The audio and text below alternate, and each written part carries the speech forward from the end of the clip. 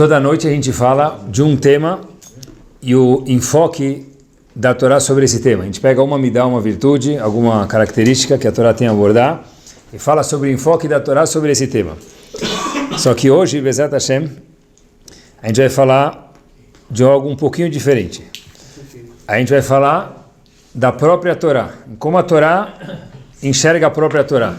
Talvez seja meio confuso de expressar isso, mas em vez de falar como Hashem olha para a bondade, ou para a naval, ou para a tzedakah, como a gente faz normalmente, pensei em falar hoje um pouquinho sobre a própria Torá.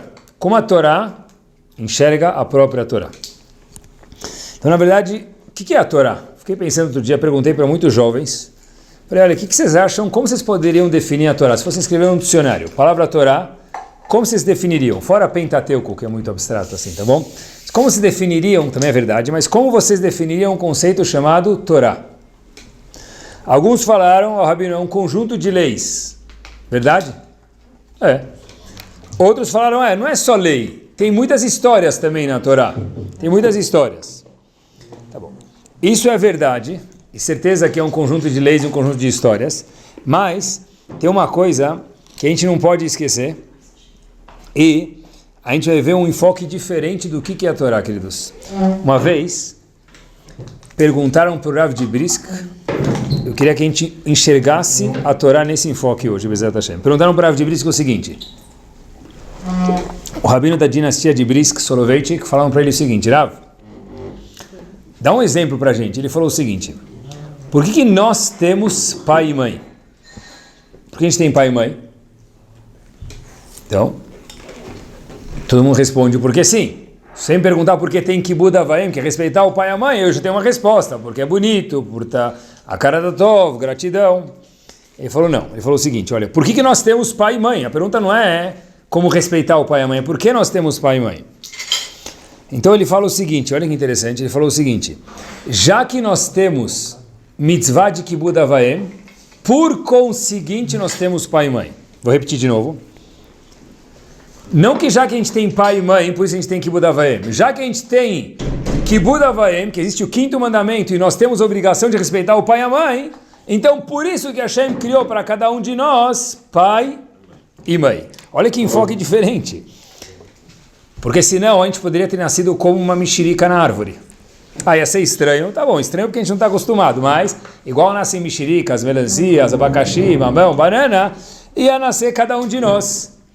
Tá bom?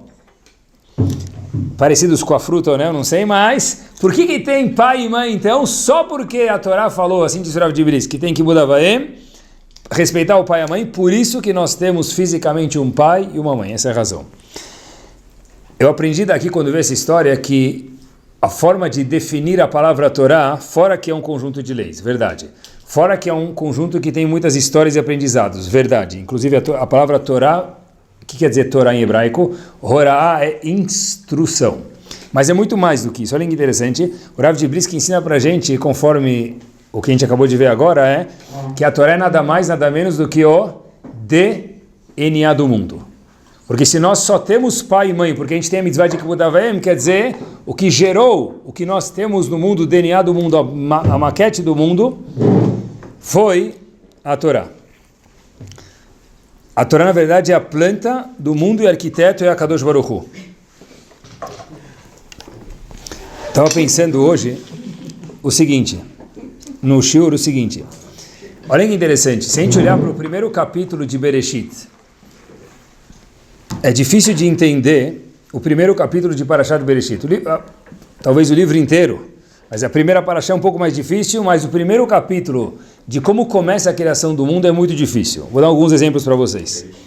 Bereshit bara Elohim et hashamayim vet haaretz. Aí dá para entender, talvez. No começo da criação do mundo tinha o céu e a terra, Hashem criou o céu e a terra. Mas aí depois começa como que era o mundo, tou vavou. Quem pode me explicar isso? Não sei explicar. O mundo era confuso. Alguém sabe explicar o que é confuso? Não existia nada antes. Difícil de explicar isso. De repente, eu vou dar dois exemplos, tá? Mais um exemplo. Está escrito em Parashat Bereshit no comecinho da criação do mundo, Veruach Elohim merachefet al pnei hamayim. O Espírito de Hashem, tradução, pairava sobre as terras, sobre as águas. Pessoal, o que quer dizer o Espírito de Hashem pairava sobre águas? Não dá para entender. O último exemplo. O que está escrito referente ao segundo dia da criação? Vaihi mavdil ben maim lemaim. Hashem no segundo dia separou entre as águas celestiais e as águas inferiores. Meus queridos, eu já vi águas inferiores, águas celestiais eu nunca vi. Então o que quer dizer isso? O que quer dizer tohu vavohu? Confusão. A confusão, Rabino, é o quarto do meu filho, é uma bagunça. Tá bom, mas isso não é confusão da Torá. O que quer dizer que o Espírito de Hashem pairava sobre as águas? Não dá para entender. O que quer dizer que Hashem separou entre as águas celestiais e as águas aqui mundanas? Não dá para entender. Então, eu comecei a pensar, se não dá para entender nada disso, como nós simples seres mortais, a gente não consegue entender quase nada do que está escrito sobre a criação do mundo. Por que Hashem contou isso para a gente? Porque Hashem contou isso para a gente não consegue entender nada. A tradução fica uma das coisas mais abstratas do mundo, difícil de entender. Explica para uma criança isso. Ela vai entrar, sair exatamente igual que ela entrou. Bagunça, tohu vavohu, águas celestiais, águas mundanas. O que quer dizer isso? Eu acho que talvez uma das razões que Hashem contou para a gente para Parashat Bereshit, mesmo que a gente não entenda quase nada, especialmente da criação do mundo, o Ramban também faz essa pergunta, Rahman pergunta, por que Hashem contou Bereshit se a pessoa não entende nada? Ramban foi um dos Rishonim. Mas é uma pergunta boa. Eu acho que uma das respostas possíveis é o que a gente está falando hoje. Hashem falou, Habib, eu sei que você não vai entender quase nada de Parashat Bereshit, porque é muito profundo para um ser humano. Mas uma coisa eu quero que você aprenda de Parashat Bereshit. O mundo inteiro foi criado por Akadosh Baruch Hu, eu, Hashem dizendo, maiúsculo, e mais ainda, o mundo é uma consequência da Torá e não o contrário. Não que nós, já que nós temos o mundo, tem um set de leis que é como viver nesse mundo, está errado. Eu vou te falar Bereshit para te mostrar que eu, Hashem, criei o mundo, e esse mundo foi criado de acordo comigo, e eu fiz o mundo projetado ele aonde? Na Torá. Não que tem o mundo e a Torá é uma consequência do mundo, está errado. Na verdade, tem a Torá e o mundo é uma consequência da Torá Kedushá. Vou mostrar para vocês como que nossos Chachamim viam isso e veem isso até hoje. Que o mundo é a DNA do mundo é a Torá. 3 fatos curtos que aconteceram com um mesmo homem. 3 casos verificados serem verdadeiros. Um Yehudi chegou uma vez para Rav Chaim Kanievsky e falou para ele, Rav, eu estou com uma dor nas pernas, eu já fui para muitos médicos e eu não sei o que tem na minha perna e os médicos também não sabem. Rav Chaim Kanievsky falou para ele, pensou, fora que o homem tem muita seta de Shema, muita ajuda de Hashem, mas Rav Chaim Kanievsky falou para ele, olha meu querido, talvez a solução seja, e no caso foi, estudar Alachot Regalim. Regalim quer dizer, a gente sabe que as 3 festas são chamadas Shalosh Regalim. Se você está com dor na sua perna, perna em hebraico se fala Regel, nada melhor do que estudar Alachot Regalim. Dito e feito, o homem estudou e melhorou. Um segundo episódio, olhem, funciona, pode estudar, nada por acaso. Um segundo episódio que também aconteceu com esse grande talmid Chacham Rav Chaim Kanievsky. O homem não conseguia andar. Outro homem chegou para Rav Chaim Kanievsky numa outra época e falou para ele, Rav, eu não consigo andar, não consigo mais andar, e eu não sei o que aconteceu. Rav Chaim Kanievsky falou para ele, por que você não estuda o 2º capítulo de Masechet do Tratado de Baba Kama? Falou, como? O nome do capítulo é Keitzad Haregel. Como tratar de prejuízos feitos pelo pé, no caso de um animal. Mas tem a ver com regel, com o pé. Meus queridos, o homem estudou Você pode começar e melhorou. O 2º capítulo?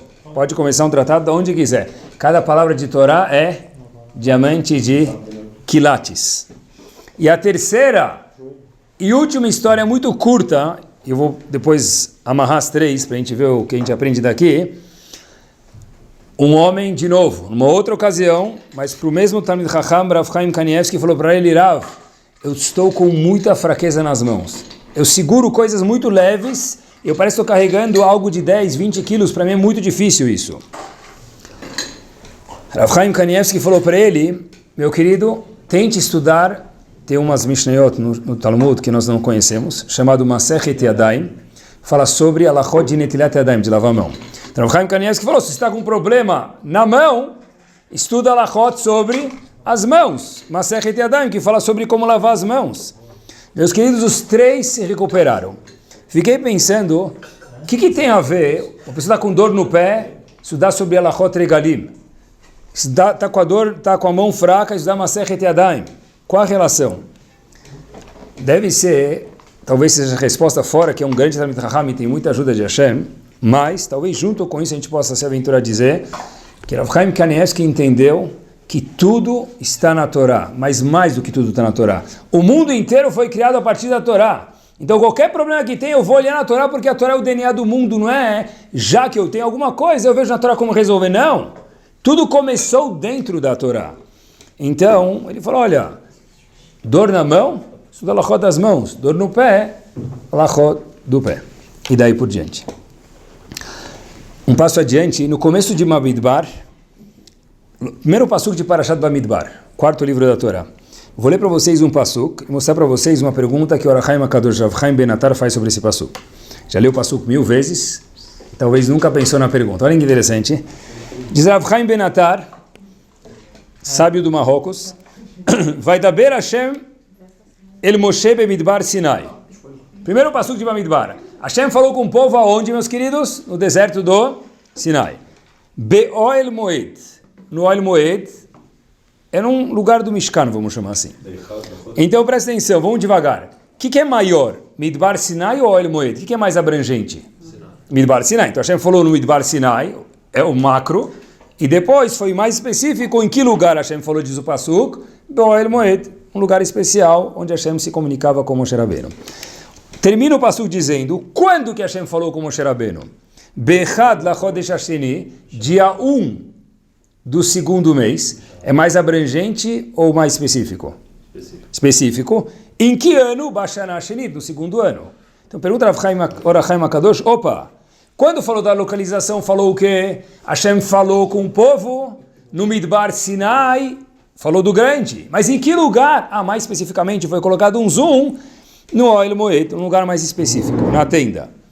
E quando falou da época, falou primeiro o dia, que é o mais específico, e depois tirou o zoom e foi para o ano. Então pergunta Rav Chaim Ben Atar, cadê a coerência no passuco? Ou você fala o mais abrangente primeiro, ou você fala o menos abrangente primeiro, porque em referência ao local você fala o maior e depois é mais específico, em referência ao tempo você faz exatamente o contrário. Pessoal, olhem que resposta espetacular. Diz Rav Chaim Ben Atar o seguinte, está errado, você não leu o passuco direito, diz Rav Chaim Ben Atar. Hashem falou com o povo no Midbar Sinai. O Midbar Sinai, meus queridos, é muito menor do que o Oel Moed. Porque o Oel Moed, que era o lugar onde Hashem se comunicava com Moshe Rabbeinu. Então, olha que espetacular. Hashem falou com o povo no Midbar Sinai, que é o grande. Falou, claro que não. Comparado com o Mishkan, com o tabernáculo, com o lugar onde Hashem falava com o povo, Midbar Sinai é peanuts, é fichinha. Então Hashem falou o menos abrangente e depois falou Hashem falou Midbar Sinai, que é o lugar mais simples, e depois falou mais específico, Boel Moed, exatamente igual ele fez com o tempo. Foi no dia 1 do segundo mês.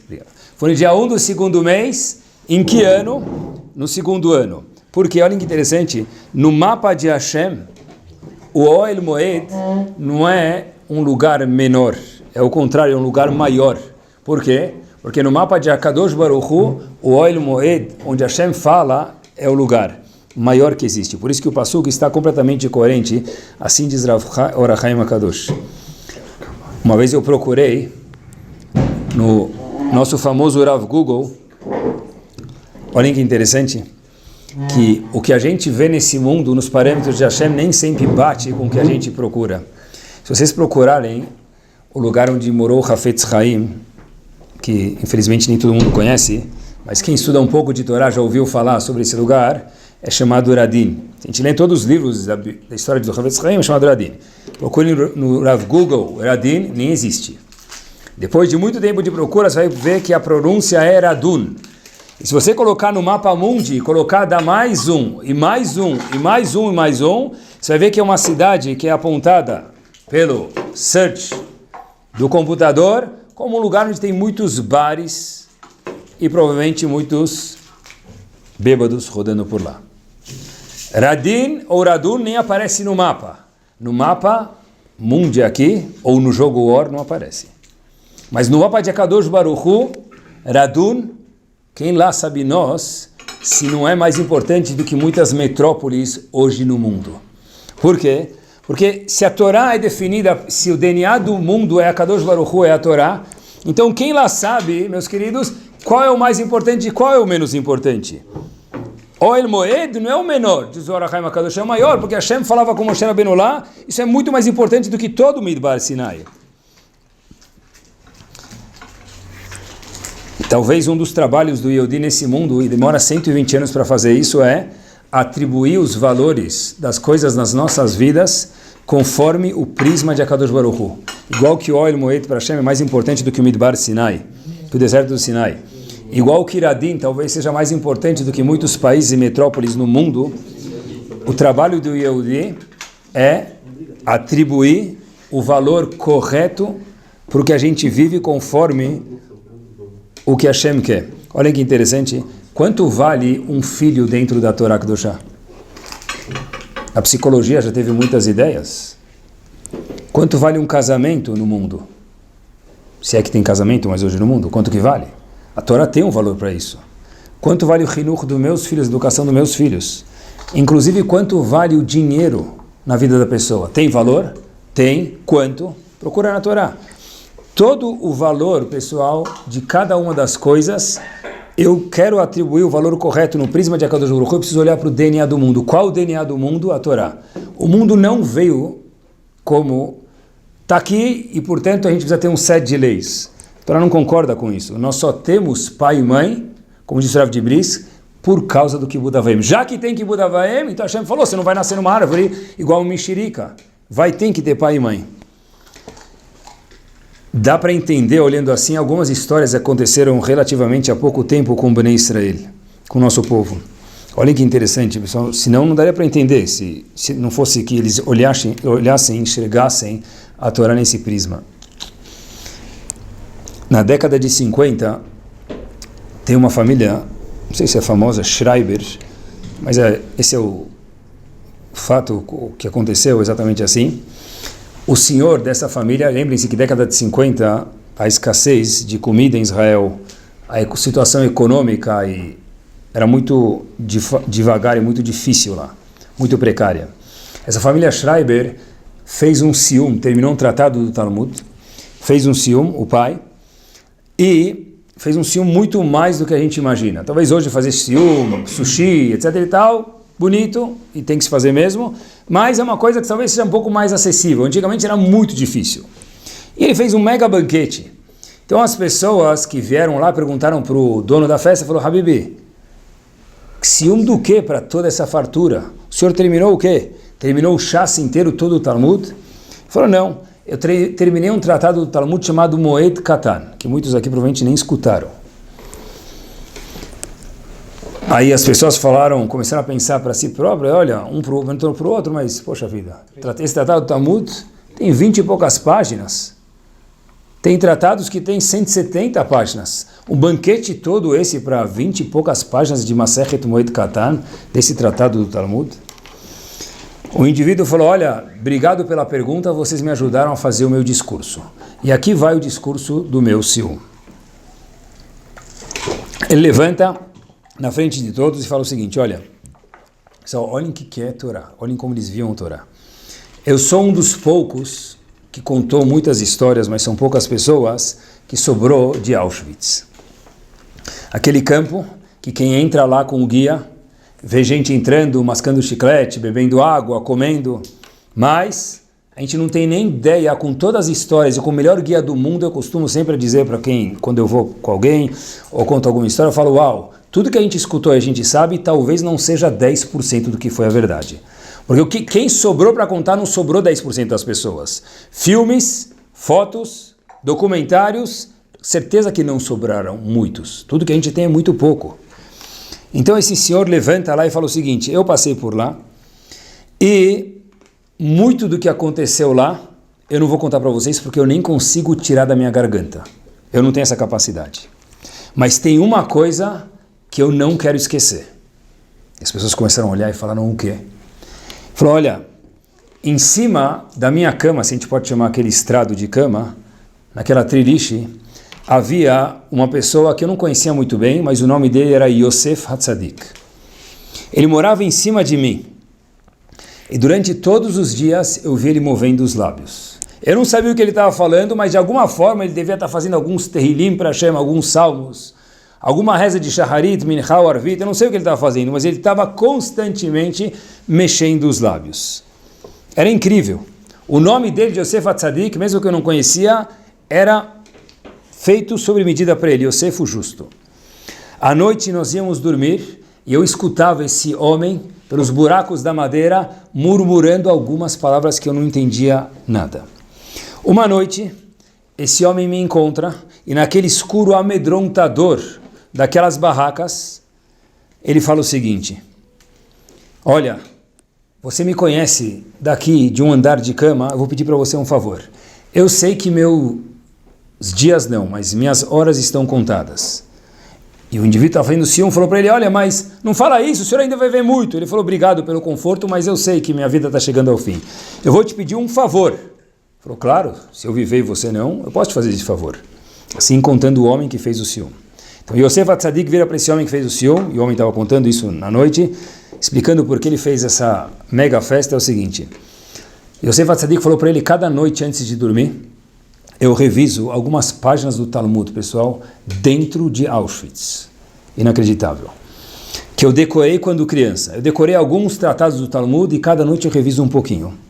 Eu agora estou no começo do tratado de Moed Katan. E eu sei que eu não vou conseguir terminar. Eu te peço um favor. Se você conseguir sair desse lugar mais escuro do que noite, faça um favor para mim. Por favor, termine o tratado Leilu Nishmat, a minha pessoa. Então disse aquele senhor, por que a festa? A festa não é pelo tratado de Moed Katan que eu estou estudando. Porque de fato, como vocês perguntaram ou até pensaram, é um tratado pequenininho, eu não terminei o chassi inteiro. A festa é porque tinha alguém dentro de Auschwitz que estava falando para si mesmo, olha, eu não posso ir embora daqui sem terminar o tratado de Moed Katan. Meu amigo, essa é a preocupação. A preocupação de um ser humano normal, e que certeza a Hashem entenderia, é, eu quero mais uma casca de batata. Eu quero saber onde está meu pai, minha mãe, meu filho ou minha filha. Não. O que me interessava na hora, disse Yosef Hatzadik para aquele indivíduo é, por favor, quando você vai fazer o tratado de Moed Katan? Quando você sair daqui, por favor, não esqueça de mim, da minha memória, terminando Masechet Moed Katan. Por isso que em 1950, quando mal tinha pão e água em Israel, esse homem falou, preciso fazer uma festa de Bar Mitzvah para esse Sion, como se fosse. Por quê? Porque tinha um homem em Auschwitz preocupado com isso. Por quê? Porque eles viam que a Torá, meus queridos, era o DNA do mundo. Não é que eu estudo quando eu tenho tempo, é que sem Torá eu não tenho vida. Gerações passadas entenderam isso. Vou contar para vocês mais uma história que me chamou muita atenção. Tinha uma pessoa, o personagem também não é famoso, mas a história fica com certeza. Rav David Blinder. Rav não, Reb. Chamavam Reb em Yiddish, quer dizer Mister. Chamavam de Mr. David Blinder. Ele tinha alguns alunos. Dentre dos alunos dele, a história aconteceu em 1800 mais ou menos, no fim de 1800, é o Rav Chaim Brisk. Rav Chaim Brisk, da dinastia de Brisk. Dinastia de Brisk, no mundo das yeshivot, é que nem para Nova York não ouvi falar sobre Manhattan. Leavdil, não dá para falar isso. Então, é que nem para Paris e não visitar a Torre Eiffel. Mais do que isso, sem comparação, mundo de Torá, sem escutar da dinastia de Brisk, das yeshivot de Brisk, Rav Chaim Brisk, talvez seja o que a gente possa comparar. Rav David Blinder estava ensinando os alunos, dentre eles, Rav Chaim Brisk, que era uma criança. Entra o oficial russo, que era proibido praticar religião no momento. Ele pega uma das crianças e segura com ele. O professor Rav David Blinder, o Reb David Blinder, tanto faz, levanta, dá um tapa no oficial russo, volta a sentar e estuda com as crianças de volta. Como se nada tivesse acontecido. O oficial olha, por milagre, fica assustado, sem reação, que nunca imaginava isso, e vai embora. Ele nunca foi parar na Sibéria. O pai do Rav Chaim Mirbrisk, que era pai de um dos alunos que estava lá, como a gente contou antes, chamado Beta Levi, ele é conhecido, Rav Yosef Dov Ber Soloveitchik, conhecido pelo livro dele, Beta Levi, perguntou para o professor do filho, Rav David Binder, como você teve a audácia de levantar e dar um tapa na cara do oficial. É perigoso isso. Rav Binder falou para ele, você tem razão, na hora eu nem percebi. Falou, como assim nem percebi? Você levantou e deu um tapa na cara do homem. Podia ser morto na hora. Ele falou, olha, o que me veio à cabeça é o seguinte, eu estou no meio de estudar um Tosfot com as crianças. Tosfot é um comentarista no Talmud. O homem vem me atrapalhar? Como é que é isso? Foi instintivo levantar e dar um tapa na cara dele. Pessoal, não é que tocou o celular, eu me distraí. Não é que caiu um passarinho atrás quando você piu-piu na janela e eu olhei para a janela. Não é que o caminhão de lixo passou para tirar a caçamba, colocar a caçamba e me chamou a atenção. Eu dei um tapa porque... Como assim deu um tapa? Eu estava no meio de dar um Tosfot. Não existe isso. Olha que interessante. Por quê? Eles viam a Torá como H2O. Eles viam a Torá como oxigênio, como água. Não dá para viver sem isso. Como eu levantei, não tenho resposta. Foi o ímpeto que eu tive. Mas por quê? Porque a Torá é minha vida. O neto dele, anos depois, desse David Blinder, anos depois, foi para Radin. A gente acabou de mencionar que era onde o Havetz Chaim morava. Havetz Chaim, só para a gente ter um pouco mais de conhecimento, faleceu em 1933. Quer dizer, não viveu na época de Moshe Rabbeinu, tá bom? Havetz Chaim estava lá e ele foi pedir uma brachá. Passou na cidade do Tzadik, queria pedir uma brachá para o Havetz Chaim. Havetz Chaim perguntou para ele qual é seu nome. Falou o nome. E falou o sobrenome Blinder. Havetz Chaim falou, você é neto daquele senhor que deu um tapa no oficial, porque estava no meio de um Tosfot? Ele falou, disse. Você falou sim. Ele falou, uau. No mérito do tapa que seu pai deu no oficial, daquele envolvimento no Tosfot, que você tenha muitas brachot na sua vida. Pessoal, Torá é o quê? Talvez você não quero comparar isso, tá bom? Mas me permitam. Talvez esteja errado, Hashem me desculpe. Torá naquela época era como dinheiro hoje em dia. Era tudo. Né? Money, money, money. Quanto custa, quanto vale, quanto eu vou ganhar, quanto faço, quanto é a transação. Não interessa quanto eu tenho. Minha vida roda sobre dinheiro. Infelizmente, hoje em dia, muitas vezes. Não que dinheiro não seja importante, mas não deve ocupar o CD-ROM da cabeça, a memória RAM da cabeça da pessoa fully. Uma vez, minha esposa me contou uma coisa que ela escutou, num shiur, que ela falou que antigamente as pessoas tinham dinheiro no bolso e Torá na cabeça. Hoje as pessoas têm Torá no bolso, você abre qualquer celular, tem Shas, Mishnah Brurah, Alahá Yomi, Alahá Shvuit, e o que tem na cabeça? Dinheiro, ao contrário, né? Muitas vezes, sem desmerecer ninguém. Mas é um teste que nós temos. Mas a gente precisa saber que essas histórias aconteceram com parte dos nossos avós, ou conhecidos dos nossos avós. Em 1950 a gente contou histórias aqui. E quando se fala de Torá, que é o assunto de hoje, em Sefer Vaikra, que fala sobre quase que o Sefer inteiro, ou grande parte, se a gente possa dizer assim, korbanot, sacrifícios. Tem uma regra no começo de Sefer Vaikra, e Rav Hirsch faz uma anotação espetacular, que ela é a coisa mais verdadeira do mundo. Quando você vai trazer um korban chamado Olá, Olá é um korban que é o único korban que é sacrifício que é trazido completamente para Hashem. Todos os outros korbanot, ou o dono do korban come, ou o Kohen come, o korban Olá, que é um chamado Olá, Olé sobe, é o único korban que ele é completamente queimado para Hashem. Quer dizer, um korban mais elevado que tem. Está escrito na Torá, aonde eu vou trazer esse korban? Em que lugar do Mishkan? El Petach Ohel Moed. E Akriveno. Você vai trazer o korban na frente do Ohel Moed. Ohel Moed, o que acontecia no Ohel Moed? Hashem se comunicava com quem? Com Moshe Rabbeinu, tete a tete, boca a boca, 24 horas por dia, 7 dias por semana. Diz Rav Hirsch o seguinte, porque Hashem falou para a gente que você traz o korban, ele peta Ohel Moed. O que isso interessa? Que lição tem para a gente aqui? O Mishkan não existe mais. Rav Hirsch o seguinte, meu querido, um korban vem da palavra karov. Karov quer dizer o quê? Qual a função de um korban? Aproximar o homem para Kadosh Baruch Hu. Aonde tem que ser trazido o korban? diretamente na frente da onde? Do Ohel Moed. O que tinha no Ohel Moed? Moshe Rabbeinu falando com Hashem e estudando Torá. Vocês vão ver o seguinte, uma pessoa que quer se aproximar de Hashem tem um caminho só, Torá. Vou falar algumas coisas que ele não fala, mas acho que é isso que ele quer dizer. Tefilá, rezar é importante? Está no Shulchan Aruch, tem hora para rezar, colocar tefilin, óbvio que é muito importante. Não dá para viver sem tefilá. Mas a tefilá é parte do processo do homem se comunicar com Hashem. Mas o homem se aproximar de Hashem, ficar conectado com Hashem, ficar ligado em Hashem, verastich lelolam, ficar amarrado em Hashem, só tem um jeito. Qual é o único jeito? Através de Torá. El Petach ou El Moed. Se você quer trazer um korban, se aproximar de Hashem, saiba que tem que ser sempre na frente do El Moed. Não é à toa que no Shulchan Aruch tem uma pergunta. O que tem mais santidade, uma sinagoga ou um Bet HaMidrash, uma casa de estudo? Shulchan Aruch pergunta. O que tem mais santidade, uma casa de estudo, Bet HaMidrash ou uma sinagoga? Pessoal, o Shulchan Aruch, no Siman Kuf Nun Gimel, 153, fala pra gente o seguinte. O Bet HaMidrash, a casa de estudo, tem mais santidade do que a sinagoga. Ninguém falou que a sinagoga não tem santidade. Mas se a gente pudesse medir, entrar lá com raio-x espiritual, o que bomba mais santidade? O que transita mais santidade? O Bet HaMidrash. Muito mais do que o Bet HaKnesset. Pode-se tocar um Bet HaKnesset, uma sinagoga, e transformar ela num Bet HaMidrash, uma casa de estudo. O inverso não é verdadeiro. Nesse mesmo capítulo do Shulchan Aruch, na Halachá 6, olhem o que está escrito. Se vocês verem alguém, pessoal, a gente talvez tenha escutado isso, mas essa é a Halachá no Shulchan Aruch.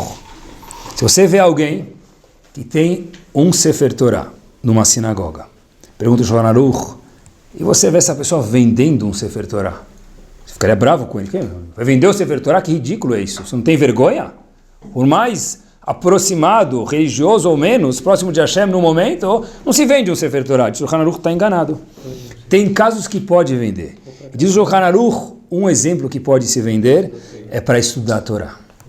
E acrescenta para a gente os comentaristas o seguinte, mesmo que só tenha um Sefer Torah na cidade inteira, quer dizer o seguinte, Kohen Aolei, Amod Bechavod, vai subir aonde? Não tem onde subir, porque não tem Sefer Torah, você vai vender o único da Sefer Torah da cidade. Diz o Shulchan Aruch, pode vender um Sefer Torah para que as pessoas, se for o caso, estudem Torá. Não pode vender um Sefer Torah para outras coisas. Para isso pode. Por quê? Porque nos olhos de Akadosh Baruch Hu, Hashem entendeu que a única forma de se aproximar dele é através da Torá. Todo o resto é importante. Mas como o Yehudi se aproxima de Hashem? Através da Torá. O Rav Aharon Kotler costumava dizer que na Tefilá, na reza, eu, ser humano, me comunico com Hashem. Quando uma pessoa estuda a Torá, olhem que brilhante, a Kadosh Baruch Hu se comunica, se conversa com a pessoa. De novo, a reza é eu me comunicando com Hashem, eu falando com Hashem. Quando eu estudo uma Gemara, uma Mishnah, alguma coisa, é Hashem se comunicando comigo. Daqui aprende o Mishnah Brurah, dessa Halachá, que pode vender um Sefer Torah, diz o Mishnah Brurah, Mikan tochacha megulá.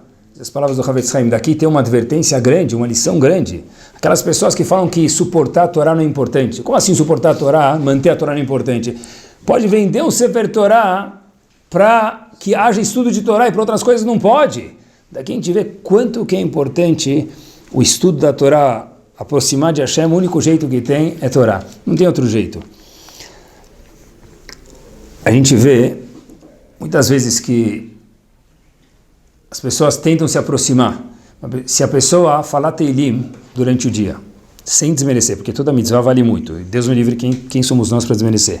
Mas se eu tenho tempo para falar Teilim, eu tenho que, junto com esse tempo, achar um tempo, homem, que tem uma obrigação de estudar a Torá, estudar a Torá. Porque com Teilim eu faço uma parte, mas a conexão que eu tenho que ter com a Kadosh Baruch Hu, eu nunca vou ter se eu não estudar Torá. Aonde se traz um korban, el petach ou el moed, na frente do el moed. Por quê? Porque sem Torá um Yehudi ele está vazio. É um carro vazio acelerando, ele reza, ele faz tudo, mas é de forma muito artificial. Eu vejo isso muito claro. Quando a gente vê pessoas que rezam normalmente, a gente sem julgar ninguém, a gente vê que a pessoa ela tem uma consistência maior. Porque ele estuda, tem uma bagagem. Uma pessoa que só faz tefilá, só, Deus me livre, mas comparando com Torá. Se ele só fizer isso, então o homem, pessoal, ele está deixando, já está rodando vazio dentro dele. Não tem Torá. O que é a Torá? A gente está falando de Torá. A Torá é a vontade de Akadosh Baruch Hu, Retzon Hashem. Como é que nós conhecemos Akadosh Baruch Hu? Como é que um simples homem, como todos nós, por maior que seja a tecnologia, nós somos simples homens ainda, como é que a gente, se comparados com Hashem, obviamente, né? Como é que a gente pode conhecer Hashem? O que é Hashem? Não dá para definir. Nossos sábios falam para a gente que a Torá Kedoshá é, de alguma forma ou outra, um raio-x no cérebro de Akadosh Baruch Hu, numa forma que o homem consiga entender. Quer dizer, a Torá é um raio-x no cérebro de Hashem. Se eu quero conhecer Hashem com a única forma, está na Torá. Se eu não fizer isso, como é que eu vou conhecer Hashem?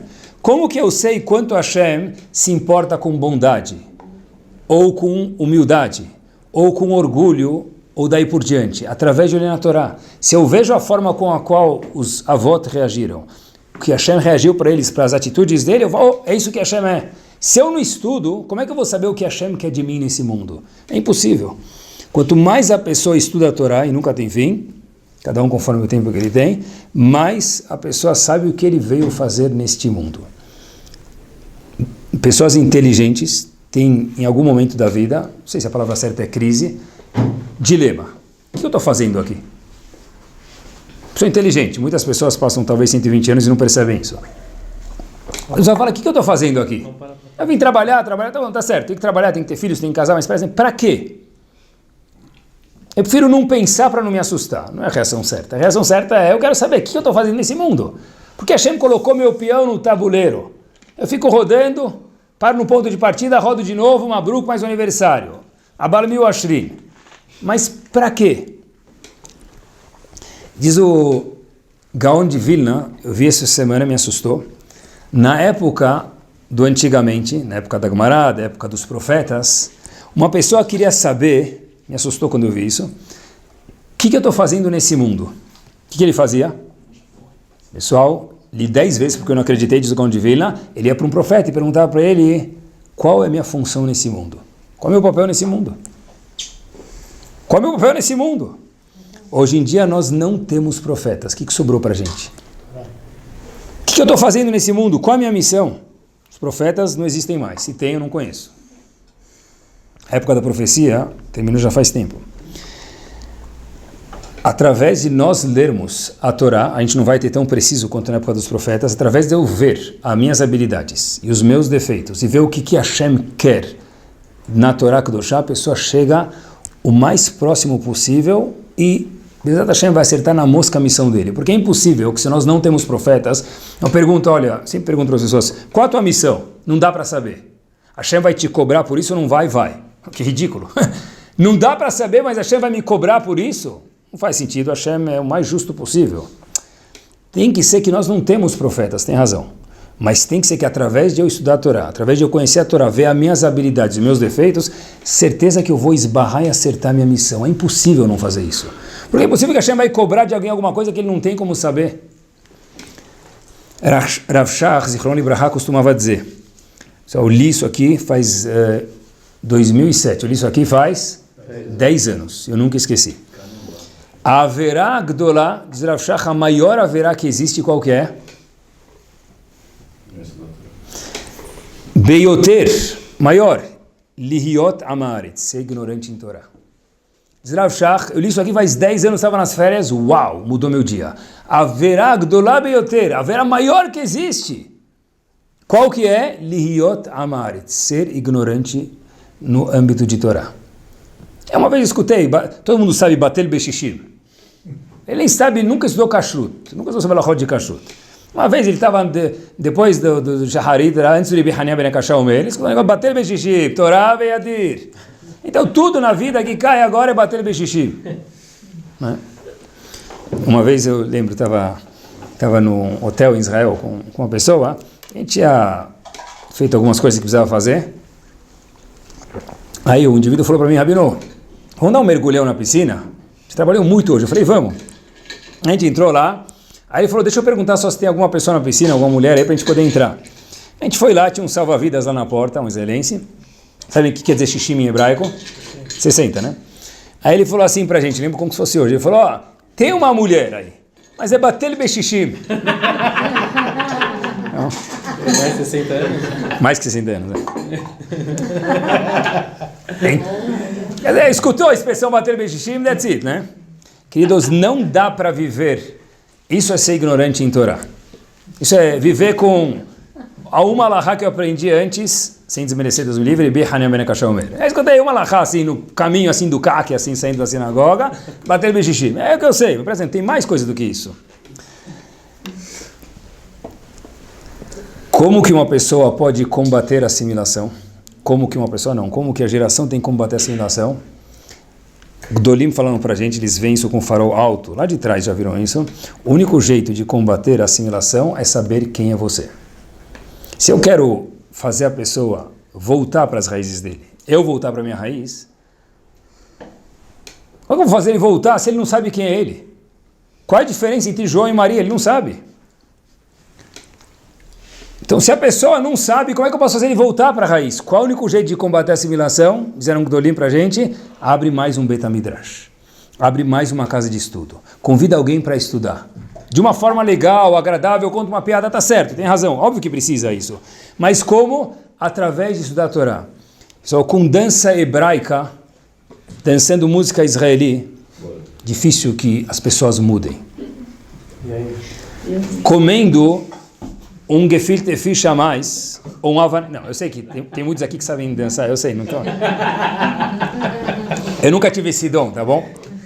Mas... Nada contra um mas ou Avanagila. Mas não é assim que a gente aproxima Yehudim de Yahadut. Eu sei que vocês querem que eu fale, não vou falar. Não é assim que a gente aproxima Yehudim de Yahadut.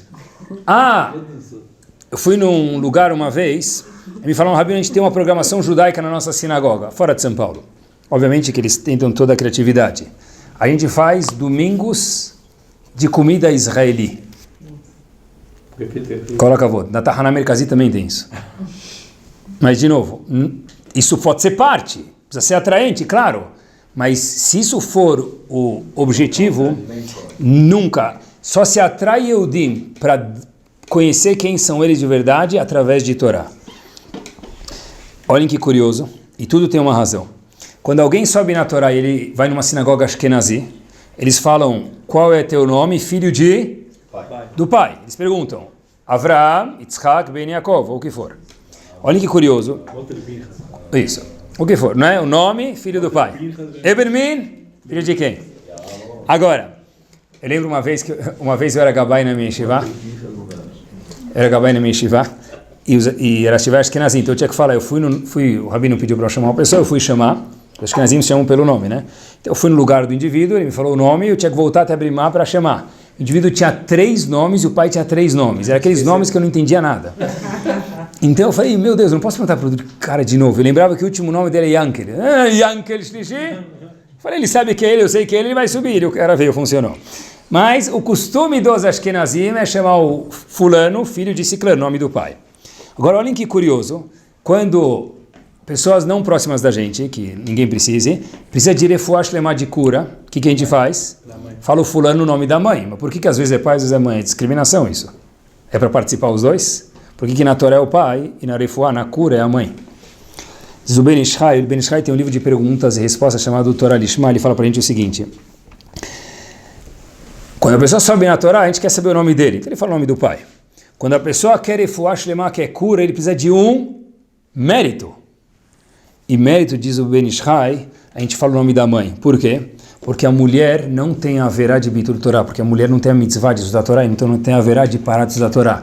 Então se eu quero que o homem tenha, o homem e a mulher, tanto faz, tenha uma mitzvah, eu quero que eles tenham um mérito, melhor dizendo, não mitzvah, obrigado, mérito, eu falo o nome da mãe. Por quê? Porque aí não incrimina uma fuligem de Bitul Torá, porque a mulher não tem essa obrigação. Mas... a gente falou agora de Talmud Torá. Onde a mulher participa nisso? Tudo que o marido estuda, duplica e fica uma unidade para ele e uma unidade para a mulher. Se o marido não estuda, a mulher tem que pegar a colher de pau, bater na cabeça do marido, com uma almofadinha cheirosa e mandar ele para o Knis. Porque se ele não estuda, ela não está estudando também, é grave isso. O marido tem a obrigação de Talmud Torá. E a mulher também tem. Qual a mitzvah da Talmud Torá? É incentivar o marido a estudar a Torá. Olhem que curioso, já que a gente está falando de nomes, uma vez perguntaram para o Ovadia Yosef Se não sabe o nome da mãe, precisa falar de Refuah Shlema, o que faz? Chegou lá no Mishiberach e não lembra o nome da mãe. Então se fala o nome do pai, diz Rav Yosef. Fala o nome do fulano com o nome do pai. Se não sabe nem o nome do pai nem da mãe, pergunta, só sabe o nome da pessoa. Não que o doente não sabe, a gente não sabe. O Hazonish uma vez fala o sobrenome dele. Fala Yankel Godorovsky. Pronto. Fala o nome e sobrenome. Resolvido. Tá bom? Mas voltamos. Por quê? Porque a Torá, na verdade, é o DNA do mundo, a Torá é o que sustenta o mundo, viram isso, e quando se fala de Kiruv, de aproximar, o único jeito de se aproximar, obviamente, de uma forma agradável e gostosa, mas tem que ser através de Torá. Só para terminar, parte da cultura geral, já que a gente está falando de Torá, quando a Torá foi dada?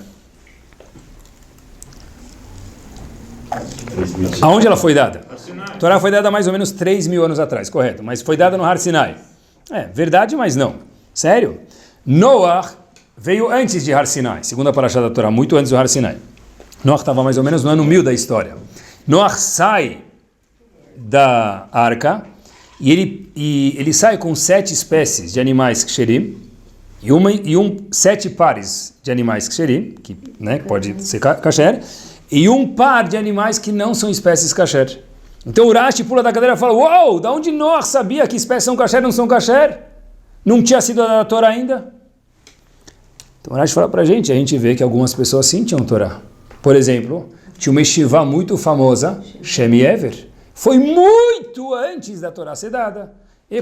Então o que mudou? Manishtaná, entre Har Sinai e não Har Sinai. Se a Torá já tinha sido dada antes, Noah estudou Torá, Shem Yever tinha um Torá e outras personalidades também. O Talmud conta pra gente que todos os avós, Avram, Isaac e Yaakov, cumpriram a Torá de Aze. Eles vieram antes de Har Sinai, antes da outorga da Torá. Então o que mudou? Tem 2 respostas para isso breves. Uma resposta é que antigamente, antes da Torá ter sido dada, era para o membro VIP. Avram tinha, Yaakov tinha, Noah tinha, mas a torcida da Gaviões, sem desmerecer corintianos ou Mancha Verde ou o que for, não tinha. Era só para membros seletos. É só para quem tinha cadeira cativa lá no estádio. Depois que a Torá foi dada, para quem a Torá foi dada? Para todo mundo. Meus queridos, quem é todo mundo? Qualquer um. Não faz diferença quem é. Porque quando Hashem contou o povo antes da Torá, ele falou qual o número que tinha? 603.550 pessoas. Fala 600 mil pessoas, diz Ramoshe Feinstein pra gente, não. Hashem foi específico para contar pra gente o quê? Não interessa quem você é contado igual o maior gigante, e se é que a gente possa falar assim de Yehudi, a maior formiga e o maior gigante são contados iguais. 603.550 pessoas. Então a primeira diferença que tem é que antes é para alguns membros VIPs e outro não. A segunda diferença que tem é que antes de receber a Torá, era bonito estudar a Torá. Era nobre, mas não era obrigado. Como a gente falou no shur passado, depois que receberam a Torá, virou algo obrigatório. E quando é algo obrigatório, o mérito ele é muito maior. Mas eles estudavam da onde? Eles estudavam a Torá, como eles estudavam a Torá? Boa pergunta. Como os avós estudavam a Torá? Ótima pergunta. O Ramban Nachman fala pra gente que alguns tinham acesso à Torá, mesmo antes dela ser dada. Eles tinham a Torá. Tinha a Torá, recebiam a Torá de Hashem, alguma profecia, tem outra resposta para isso, mas o que vem agora o momento é que eles já tinham a Torá, mas o que mudou de antes e depois, ou era aqui para alguns membros VIP, a segunda resposta que a gente falou de antes de dar a Torá e depois, era que antes era uma coisa bonita, era fofa cumprir a Torá. Depois que a gente recebeu a Torá, virou uma coisa obrigatória. E eu vejo isso com meus olhos, queria falar para vocês, quando a gente está falando de Talmud Torá, nessa fase final, é o seguinte, tem pessoas que, será que outras pessoas estudam, eu pessoalmente estudo, falo, Rabino, nunca estudei Gemara, nunca estudei Torá, podemos começar a estudar? Eu falei, claro, a gente vai começar mais devagar, mas vai. Pessoal, pessoa nunca estudou Gemara na vida. Chega a Hagim, tem Yom Tov, não dá para estudar. Então, às vezes a gente fica uma semana sem se ver, ou nas férias fica um período sem se ver. Pessoal, não é uma vez, é algumas vezes, Rabino, dá para estudar em algum momento? Eu falei, mas é Yom Tov hoje, não dá para vir para São Paulo. Ele falou, mas eu estou com saudades, eu não consigo, eu viciei nesse negócio. Pessoas que nunca abriram uma Gemara na vida. Qual a resposta para isso? A resposta para isso é que já que a Torá é o DNA do mundo, existe uma necessidade de ser preenchida dentro de todo homem. Uma delas é preencher o intelecto. Como? Com Torá. Porque estudar a Torá é uma mitzvah da Torá que a gente esquece. Tem tefilin, tzitzit, óbvio, muito importante, mas o próprio conceito de estudar a Torá é uma mitzvah. Cada palavra de estudar a Torá, de falar ou escutar, é uma mitzvah da Torá por si só. Colocar tefilin, quantas mitzvot são? 2, um da mão, um da cabeça. Acender a vela de Shabbat é uma mitzvah, importante. Estudar a Torá, cada palavra de estudo de Torá é uma mitzvah. Por isso diz o Hafetz Haim, olha o que o Hafetz Haim falou. O Yetzer Hara não fica chateado se ele vê um Yehudi colocando o tefilin. Se ele vê uma mulher acendendo vela de Shabbat. De novo, sem desmerecer, Deus me livre. O que incomoda o Yetzer Hara de verdade é quando o Yehudi abre o livro. Aí incomoda, porque isso é o que conecta o Yehudi com Hashem. Todo o resto são coisas de praxe, se a gente possa dizer que a pessoa precisa fazer. Mas o que conecta a pessoa e faz ele melhorar é o estudo da Torá. Se o cara não estudar, não se preocupa, o Yetzer Hara não está muito preocupado com ele. Hoje em dia, mais ainda, as pessoas estão procurando coisas com sentido na vida. Mais intelectuais, mais versadas, mais estudadas. E eu acho que a maior forma de grudar um Yehudi na Torá não é código da Torá. Tem gente que gosta, e obviamente gosto não se discute. Você vê um código, como tantas letras aparecem, uma coisa que numericamente é impossível, e é verdadeiro isso. Previsões do futuro que a Torá já viu, acho que tudo isso é legal. Mas um jeito muito mais legal de amarrar uma pessoa e ele ficar amarrado com a Torá e difícil de soltar ele de novo, é o seguinte: senta com ele, desafia ele num pedaço da Gemara. Um código da Gemara é legal, é bonito. O cara sai do shiur igual ele entrou, muitas vezes. Se você pega e desafia alguém com uma pergunta da Gemara, já fiz isso muitas vezes na aula, aí fala, Rabino, qual é a resposta? Fala, não sei. Você vai deixar a gente sem saber? Falei, mas não pode fazer isso na escola. Falei, na minha aula pode, tchau. Bom recreio. Você deixa um jovem 2, 3 dias com uma pergunta aí no começo da aula e fala, Rabino, qual é a resposta daquilo? Esse é o jackpot para mim. Eu lembro que eu estava na faculdade e um dos cursos que nos Estados Unidos, que tinha que fazer para administração, tinha um curso de lei, de advocacia.